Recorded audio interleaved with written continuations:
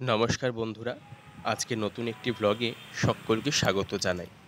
আজকের ব্লগটি দেখে নিশ্চয়ই বুঝতেই পারছো যে কিসের উপরে আজ এই ব্লগটি হতে চলেছে। ঠিক ধরেছ, গতকাল অর্থাৎ ৭ই এপ্রিল ছিল বাসন্তী পূজার দশমী তিথি। তাই শেষ দিনে আমি চলে গিয়েছিলাম লেককালী বাড়িতে, যে বাসন্তী পূজা ও অন্নপূর্ণা পূজা হয়ে থাকে সেই দেবীর দর্শনে। প্রথমে তোমরা লেককালী বাড়ির শ্রী শ্রী বাসন্তী দুর্গাকে দর্শন করছো।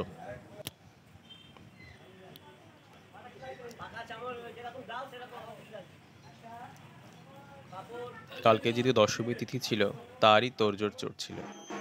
তারপর কিছুক্ষণের মধ্যেই শুরু হয়ে গেল মায়ের দশমীর দীপ্রাহিক যে ভোগ নিবেদন, তারই পূজা।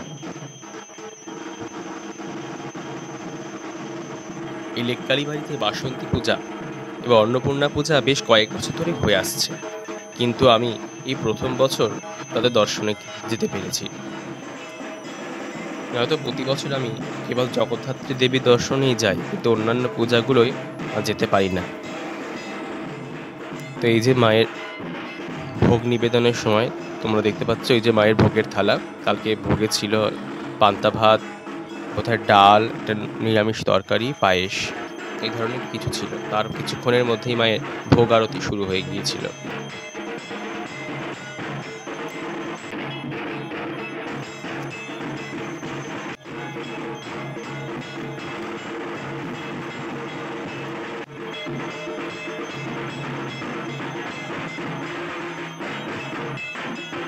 যে আরতি শেষ হবার পর মায়ের পঞ্চপ্রদীপের তাপ সবাই নিচ্ছিল।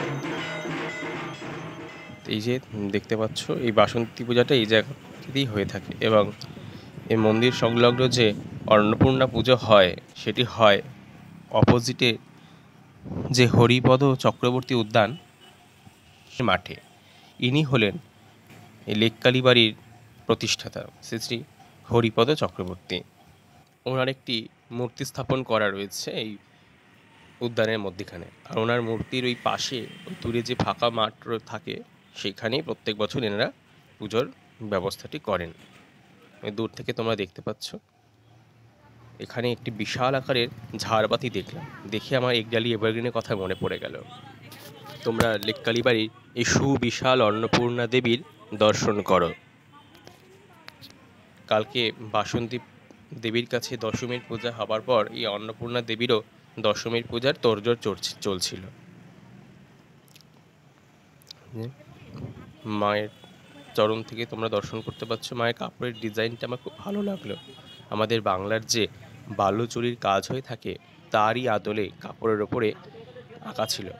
মায়ের শ্রীমুখ তোমরা দর্শন করতে পারছ। সত্যি এত অপূর্ব সুন্দর এই বিগ্রহ, যেন মনে হয় ঘন্টার পর ঘন্টা দাঁড়িয়ে থেকে মাকে কেবল দেখেই যাই। মায়ের দুপাশে দুটি সাইড মডেল তোমরা দেখতে পাচ্ছ। এবারে ওনাদের থিম ছিল, অর্থাৎ বাউল শিল্পীদের জীবনই তুলে ধরেছিলেন। তার জন্য এক পাশে এক বাউল স্বামী স্ত্রী এবং একদিকে একজন বাউল নারী। ইনি সাধারণত বিজয়া দেবী। এই লেককালী বাড়িতে অন্নপূর্ণা পূজার সাথে সাথে এখানে গণেশ পূজা, সরস্বতী পূজা চলও অনেক বছর ধরেই ছিল। এর সাথে সাথেও এনারা এখন বর্তমানে দুর্গা পূজারও ব্যবস্থা করেছে। লেককালী বাড়ির প্রত্যেকটি পূজার প্রতিমা কিন্তু তৈরি করেন আমাদের কলকাতার স্বনামধন্য শিল্পী পদ্মশ্রী শ্রী সনাতন রুদ্রপাল মহাশয়।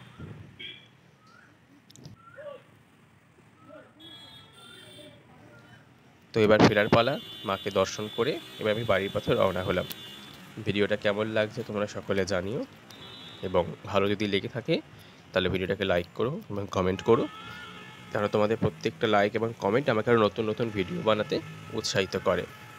এবং আমার চ্যানেলের পাশে থেকো, এবং এরপর থেকে চ্যানেলে আরও নতুন নতুন আমি যে সমস্ত আমার নিজের যে সকল কাজ, সেই সকল কাজের ভিডিও আবার আসবে নিয়মিত। তো সেগুলো দেখতে হলে চ্যানেলের সাথে থেকো, আর নতুন চ্যানেলটা সাবস্ক্রাইব করে দিও। দেখা হচ্ছে পরের ভিডিওতে। আজ এ পর্যন্ত, টাটা।